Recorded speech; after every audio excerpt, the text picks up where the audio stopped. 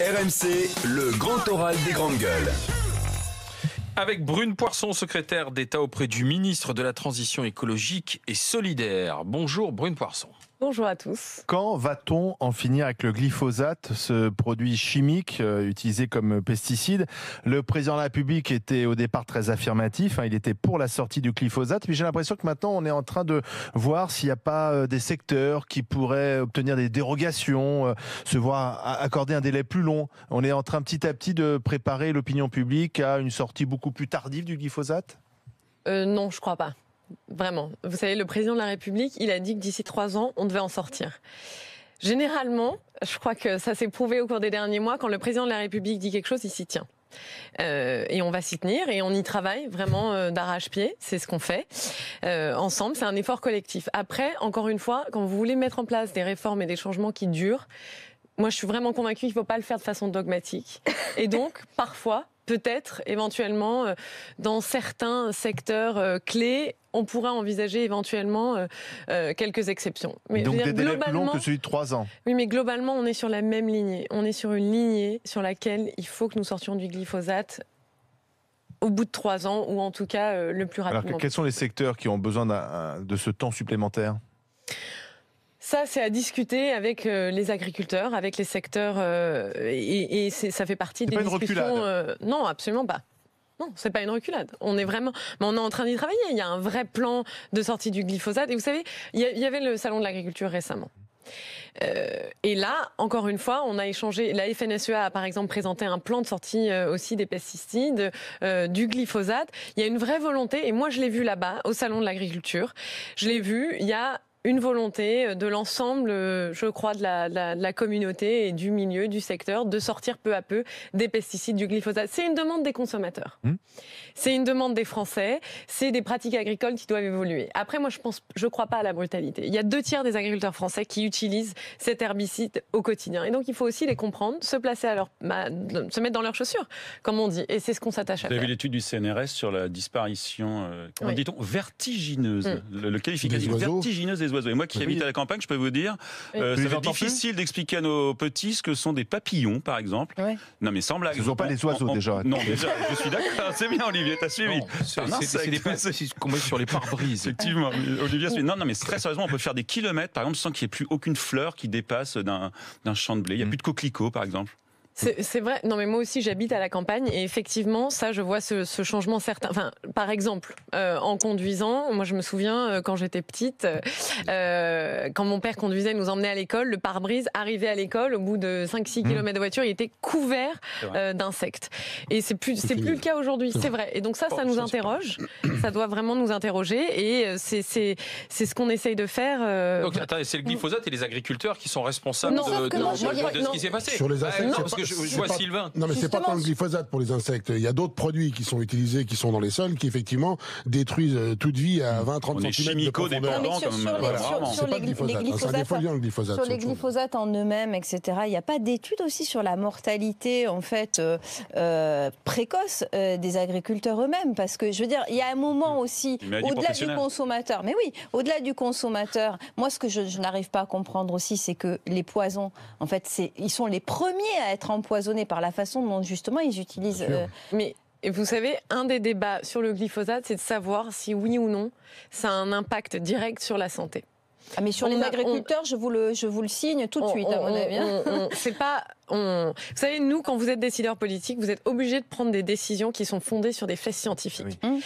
Ça c'est simplement parce qu'il faut pas sur. Sinon, on se laisse aller à l'irrationalité, et à ce moment-là, on pourrait prendre des mesures. Oui, mais il y a une différence entre le consommateur qui en consomme finalement assez peu et l'agriculteur qui, lui, en consomme énormément, ne serait-ce que parce qu'il respire, etc. Mais c'est la vérité. Mais des cancers d'agri, il y en a plein.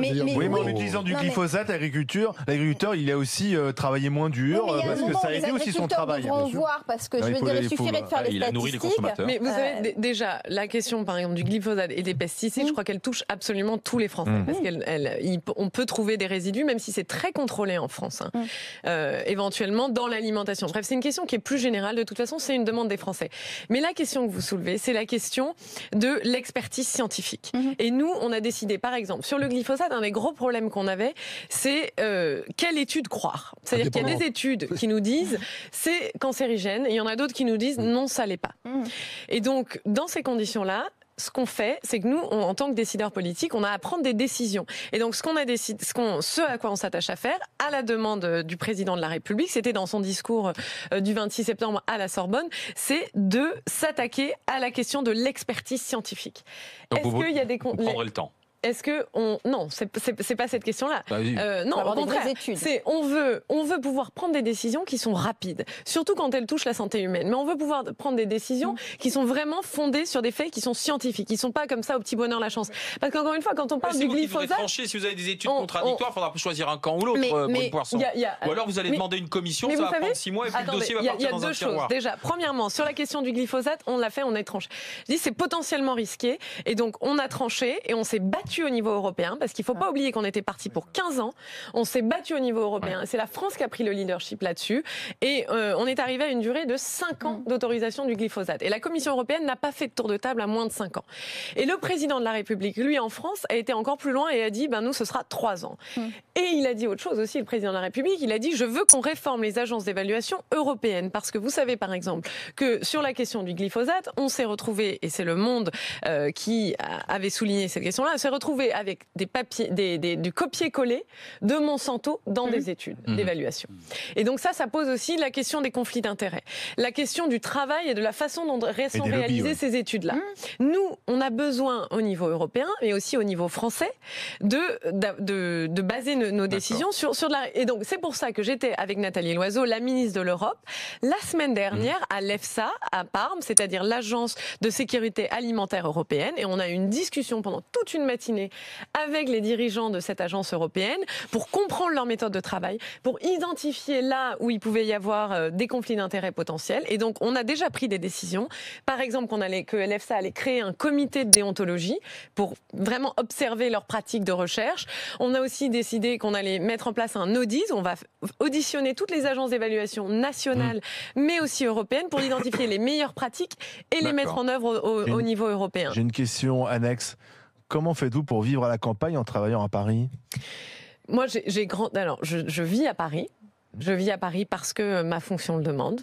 Mais j'ai grandi dans le Vaucluse, qui est un département rural, et j'y vais dès que je peux. Vous êtes député ? Et j'ai été élue députée dans le Vaucluse. D'accord. Sur une circonscription qui n'était pas la plus méconnue, c'était bien celle de Marion Maréchal Le Pen. Absolument. J'avais une question à vous poser. On est dans un monde fini, avec des modes de production et de consommation qui laisseraient croire que tout serait infini en termes de ressources. Et je suis absolument effaré, inquiet de constater qu'on ne répare plus. On change, on jette. Donc je me pose la question de ça. Et du coup, je joins à cette question, là aussi, à un point annexe, c'est la question de l'obsolescence programmée. C'est-à-dire, on constate tous, ça devient aberrant. C'est-à-dire, vous achetez une machine à laver, un sèche-linge, la première chose que vous dit le vendeur, prenez la garantie d'extension. Pourquoi ? Ça va tomber en panne. Pardon, vous me vendez un truc qui va tomber en panne. Et on a tous forcément l'anecdote des grands-parents qui gardaient le même réfrigérateur pendant 20 ans. Le smartphone aussi. Alors le smartphone, les montres, en fait, on ne répare plus. Et puis même quand on achète un produit, on sait qu'à terme, il a pu être pensé pour ne pas durer trop longtemps. On en est où aujourd'hui là-dessus ? Parce que j'ai l'impression que c'est une question qui a été posée il y a 10 ans. On peut agir ou pas ? On est impuissant face aux industriels ? C'est contrats d'assurance qu'on vend. N'oublie pas ça. Ne sois pas non, je me suis pas naïf, oui, bien sûr. Non, mais nous, je crois que vous pointez du doigt exactement ce sur quoi, en tout cas, moi, je m'attache vraiment à travailler. Et on veut lutter contre l'obsolescence programmée. C'est vraiment un but, parce que l'obsolescence programmée, c'est quoi ? C'est quand un produit qu'on achète, il a une durée de vie qui est limitée, c'est une double arnaque.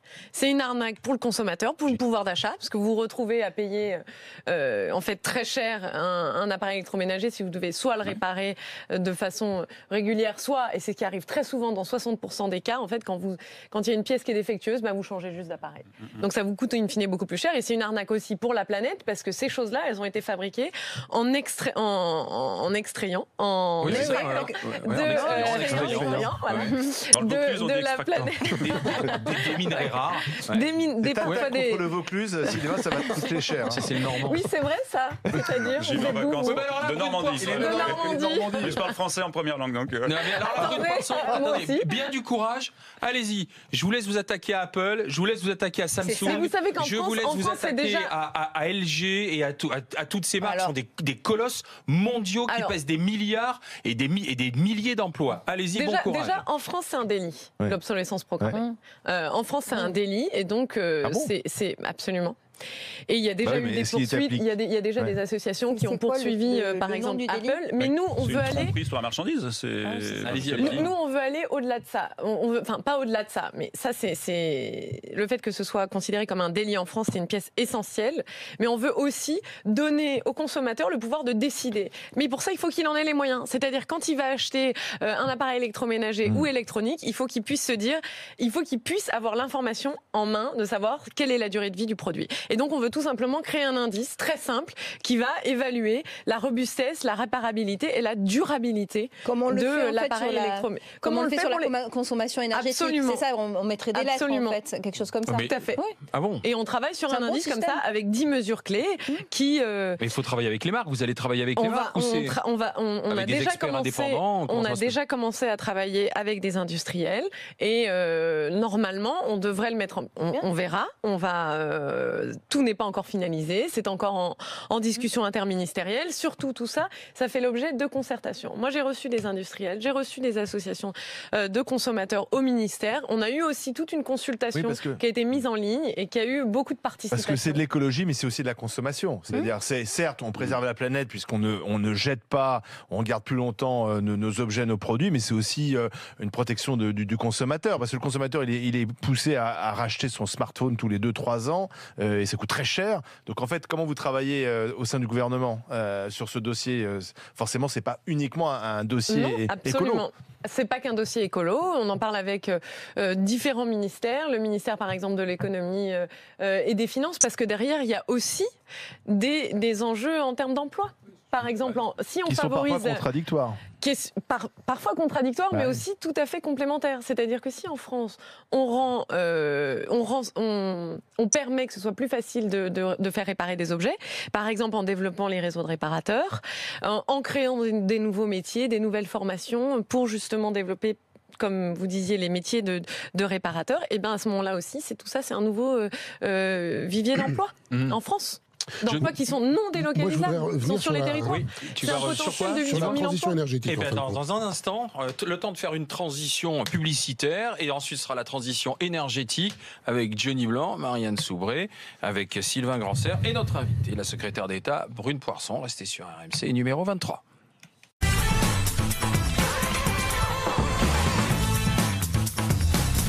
Les GG, les grandes gueules, c'est sur RMC, c'est sur numéro 23 avec l'instituteur Sylvain Grandser, avec l'avocate Marianne Soubré, les chefs d'entreprise Johnny Blanc.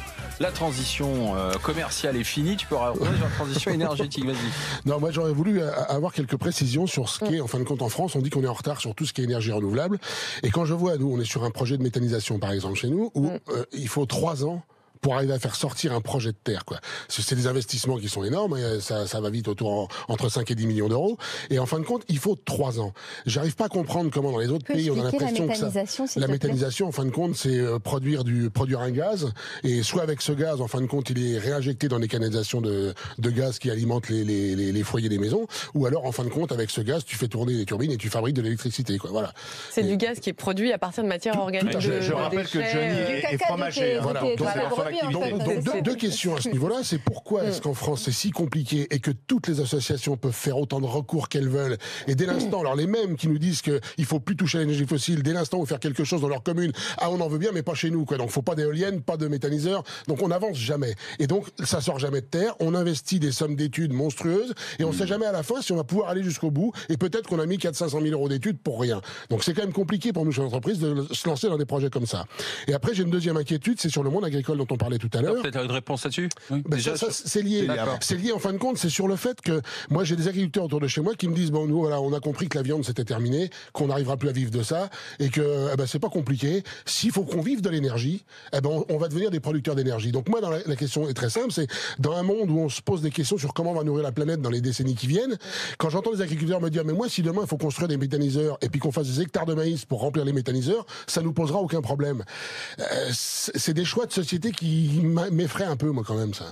Deux questions. Déjà, la première, c'est vrai qu'effectivement, en France actuellement, parfois c'est très lent de faire sortir des projets d'énergie renouvelable, de les faire sortir de terre. Même parfois pour l'éolien en mer. Il y a eu un débat récemment, je ne sais pas si vous avez suivi, mais 10 ans plus tard, c'est vrai que finalement ces projets-là, ils ne sont toujours pas sortis de mer, en l'occurrence pour l'éolien en mer. Et donc nous, on est parfaitement conscients de ça. C'est pour ça que depuis plusieurs mois, il y a des groupes de travail qui sont mis en place avec des mesures de simplification. Parce que si on simplifie les règles, on accélère, et deux aussi, on limite la possibilité pour les personnes qui peuvent être opposées au projet de faire des recours. Macron est attendu là-dessus. Macron est attendu sur la simplification des normes, sur l'accélération des choses pour que le pays qui semble parfois un peu marcher au ralenti puisse aller un peu plus vite. C'est exactement ce à quoi on s'attache. On a déjà, là il y a des groupes de travail qui ont déjà rendu des conclusions qui permettent de réduire le temps justement pour faire sortir je pense qu'il faut réellement condamner les recours abusifs. Il faut que ce soit très clair. Ça. Oui, mais vous savez, je crois qu'il faut aussi entendre certaines... On pourra condamner, etc. Sauf que s'il y a des gens qui sont opposés au projet, ils resteront dans cette opposition-là et ils trouveront d'autres moyens éventuels de freiner ces projets-là. Donc je crois qu'il faut plutôt travailler plus en concertation, en amont, en incluant la population locale. Et par exemple, sur la question des éoliennes... Parce qu'on les a emmenés tous visiter des installations qui fonctionnaient en leur disant voilà, où est la pollution sonore, où est la pollution visuelle, odorante. Rien. Et pourquoi ils disent non? Mais parce que c'est des dogmes. On est arc-bouté sur une position, on n'en lâche pas. Mais toujours est-il que il y a plusieurs façons de faire. Effectivement, parfois, il faut trancher et il faut avancer parce qu'on est dans l'urgence climatique. Mais je crois qu'il faut quand même beaucoup favoriser la concertation, mais le plus en amont possible du projet. Et par exemple, pour les éoliennes, on s'aperçoit que quand la population locale peuvent participer, avoir une participation au projet d'éolien, et à ce moment-là, il y a une beaucoup plus grande acceptabilité et le projet peut voir le jour plus rapidement. Il faut les associer à ce projet-là. Sur la concertation, justement, et les recours multiples, nous avons eu un exemple formidable. 40 ans, je ne sais pas combien de 55 procédures. Ans. 55 ans, Notre-Dame-des-Landes, tout ça pour que ça fasse un pchit. Et Bure, alors, qu'est-ce qui va se passer avec Bure, parce que là on a tous les zadistes de Notre-Dame-des-Landes qui sont sur le pont et qui sont partis.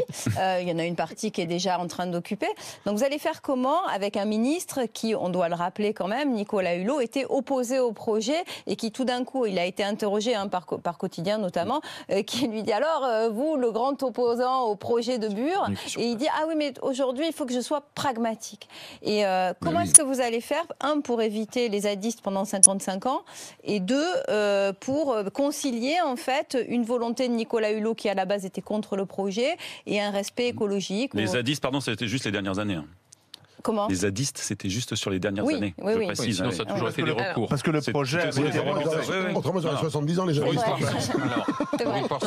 Concrètement, qu'est-ce qui s'est passé à Notre-Dame-des-Landes et potentiellement à Bure, on voit cette tendance-là se dessiner. C'est que c'est tout simplement parce que les gouvernements précédents n'ont pas voulu s'occuper de la question. Nous, on s'intéresse véritablement à la vie des Français. Et ce dont on s'aperçoit à Bure et aussi à Notre-Dame-des-Landes. Il y a des gens qui simplement, dans leur vie quotidienne, ont été plus que dérangés par des personnes qui parfois avaient des convictions écologistes, mais qui en tout cas agissaient en dehors des lois de la République. Par exemple, il y a cette route départementale à Notre-Dame-des-Landes qui pendant des années a été bloquée, qui obligeait les riverains et les habitants locaux à faire des détours pas possibles. À Bure aussi, il y a ce bois. Oui. Dans lequel des habitants locaux de la région, ils ne peuvent plus se promener. Et donc nous, au lieu de laisser les problèmes s'enquister pendant des années, on s'attaque à la question. C'est pareil pour la question des déchets nucléaires. CIGEO, ce projet donc à Bure, qu'est-ce que c'est ? Concrètement, c'est un projet qui vise à enterrer, à mettre sous terre, à enfouir des déchets nucléaires qui vont être radioactifs pendant des centaines de milliers d'années. Et c'est là. On est d'accord que personne n'en veut et que c'est normal. Personne n'en veut, sauf que la réalité. Personne n'en veut chez soi. Mais en même temps, ce sont nos déchets. Mais ce sont nos déchets. Regardez, on est tous ici confortablement installés sur ce plateau. Il y a de la lumière. Alors ça serait peut-être mieux de ne pas avoir de déchets. Mais vous savez, on a de l'énergie nucléaire. C'est aussi ce qui. Notre production d'électricité est fondée à 75% encore aujourd'hui sur de l'énergie nucléaire. Et qu'on le veuille ou non, ça produit des déchets. Et ces déchets-là, eh bien, prenons nos responsabilités et juste gérons-les le mieux possible. Bien évidemment, ce serait beaucoup mieux de ne pas les avoir. Donc vous ne lâcherez pas Bure comme vous avez lâché Notre-Dame-des-Landes ? C'est-à-dire lâcher Vous la poserez à la population, vous la poserez à Bure. Non, mais premièrement, Bure, alors qu'il y avait eu un référendum et que les citoyens s'étaient prononcés pour, vous avez décidé de renoncer et en revanche, vous voulez maintenir Bure. Alors attendez, là, il y a une question de méthode aussi. Notre-Dame-des-Landes, il y avait véritablement, là encore, une méthode. C'est un problème. Sur Notre-Dame-des-Landes, par exemple, pendant 40 ans, voire plus, avant que je sois née, on en parlait déjà. Il y a eu des petits arrangements, des petits commentaires politiciens. Chacun mettait son grain de sel, finalement. Peu importe de quoi on parlait, on était vraiment dans une lutte et dans des petits consultés quand même. Et dans des petits arrangements.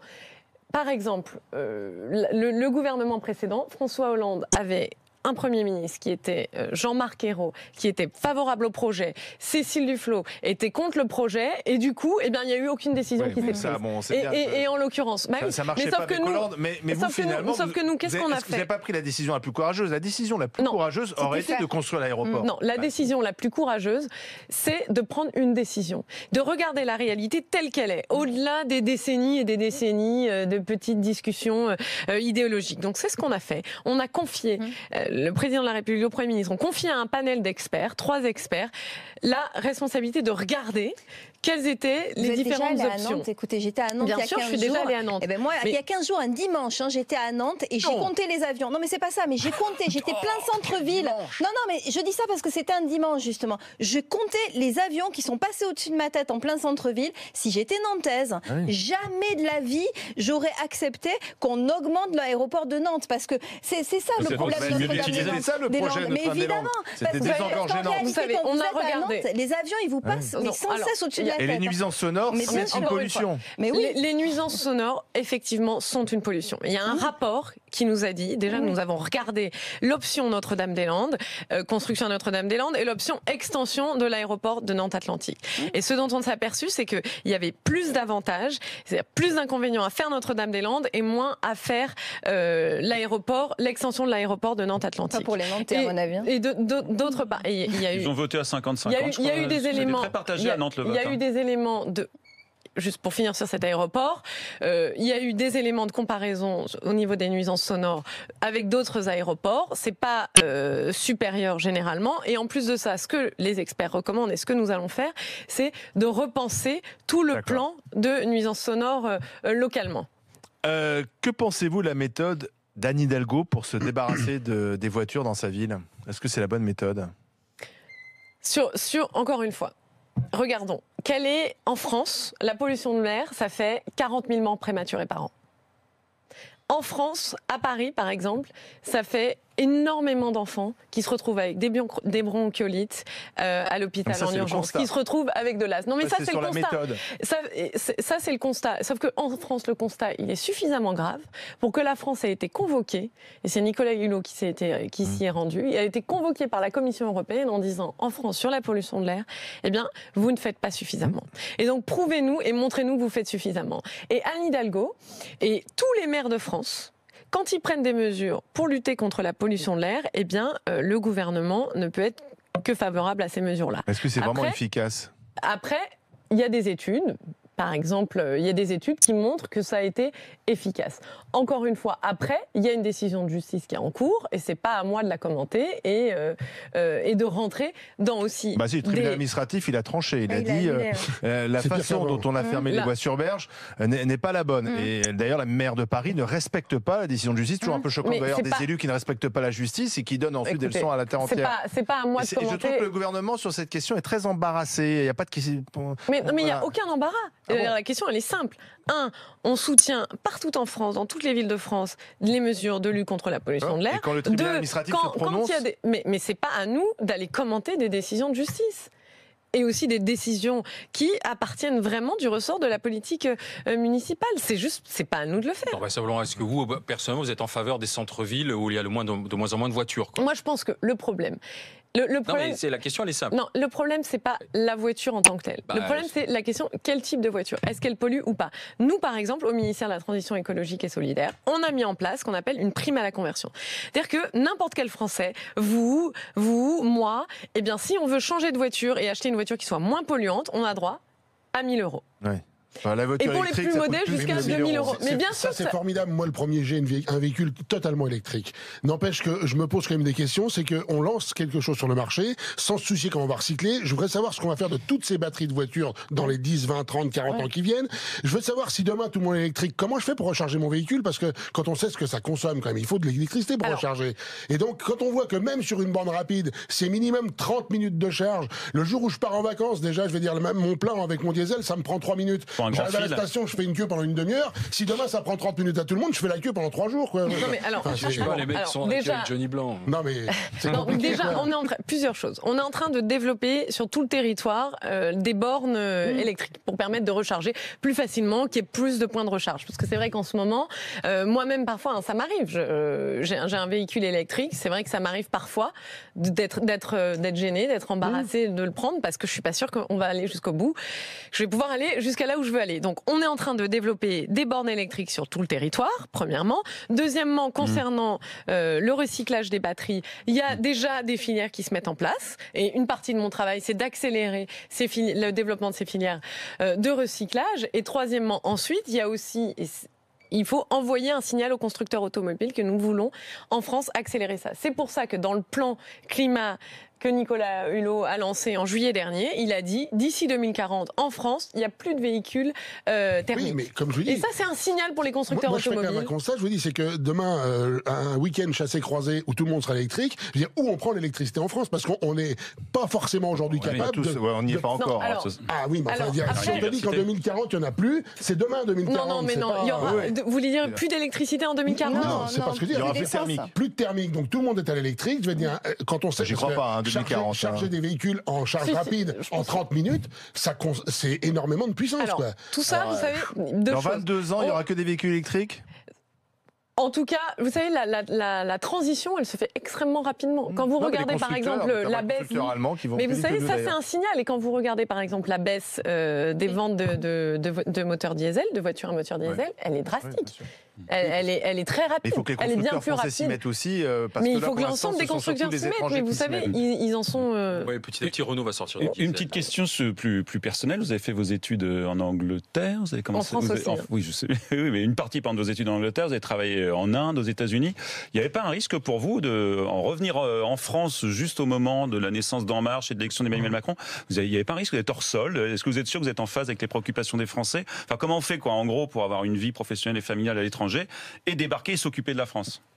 Écoutez, déjà, moi, j'ai fait campagne dans le Vaucluse. J'ai grandi dans le Vaucluse. C'est vraiment là où j'ai grandi. Je connais beaucoup de monde. C'est là où est installée ma famille.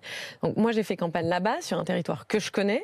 Et sur un territoire que je connais, et j'ai gagné contre le Front National. Donc je crois aussi que là, j'ai fait mes preuves. Et ensuite, au gouvernement, au contraire, une des raisons pour lesquelles j'ai été nommée, c'est parce que je reviens en France riche de mes expériences à l'étranger. Par exemple, quand on parle de lutte contre le changement climatique, vous savez, moi j'étais en Inde, j'ai travaillé dans les bidonvilles à la distribution d'eau.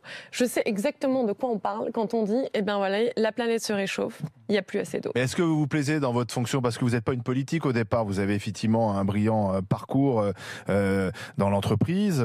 Vous rencontrez Emmanuel Macron, si j'ai bien compris, il y a eu un coup de cœur. Vous vous êtes dit, faut que j'y aille, il faut que je m'engage auprès de lui. Vous êtes propulsé secrétaire d'État. Ça a été très très vite. Vous avez même dit que votre mari a appris devant son poste de télé votre nomination, c'est ça? Vous n'avez même pas eu le temps de le prévenir? Ça c'est vrai. Non, c'est vrai que ça a été rapide, mais. Est-ce que vous êtes à l'aise? Parce que la politique, même si on est dans le nouveau monde, il y a toujours des codes, des réflexes. Vous êtes une des plus jeunes du gouvernement, avec donc la fraîcheur que ça représente, votre parcours qui n'est pas forcément celui d'un politique classique, qui a été élu, qui a fait les études qu'il fallait. Voilà. Est-ce que vous êtes à l'aise? Je suis très à l'aise. J'ai l'air d'être mal à l'aise. Non, mais est-ce que vous allez garder, je pose ma question différemment, est-ce que vous allez garder ce qui fait votre différence? Ou est-ce que vous allez être comme les autres, langue de bois, apprendre à parler politique? Non, alors ça, ce sera à vous de me dire. J'ai pas franchement l'impression de faire la langue de bois. Une des raisons pour lesquelles je me suis engagée en marche, c'est parce que on veut justement pas travailler en faisant de la langue de bois. Et ensuite, si je m'adapte bien ou pas, je pense que oui, parce que c'est encore une fois la culture du résultat. Emmanuel Macron, Édouard Philippe, qu'est-ce qu'ils veulent? Ils veulent des ministres qui connaissent leur sujet, qui s'y plongent et qui travaillent le plus rapidement possible pour, in fine, dans 4 ans, pouvoir regarder la réalité et voir qu'elle a changé. Mais c'est un CDD ou un CDI? Là, vous êtes juste venu pour une mission et on le comprend, c'est stimulant. Vous vous envisagez dans une carrière politique plus longue? On vous revoit dans 5 ans, dans 10 ans? Alors, je vous avoue très sincèrement que normalement, j'ai pas l'habitude de faire les choses à moitié, premièrement. Et deuxièmement, je suis quand même assez occupée au quotidien. Je suis pas en train de me projeter sur ce que je vais faire dans 10 ans. Là, je suis en train de me dire concrètement, qu'est-ce que je peux faire qui est utile pour les Français le plus rapidement possible. Vraiment. Et après, vous savez, c'est dans les mains aussi. Ça nous donne l'occasion de nous revoir dans un grand oral des GG. Merci Brune Poirson d'être passée par les grandes gueules.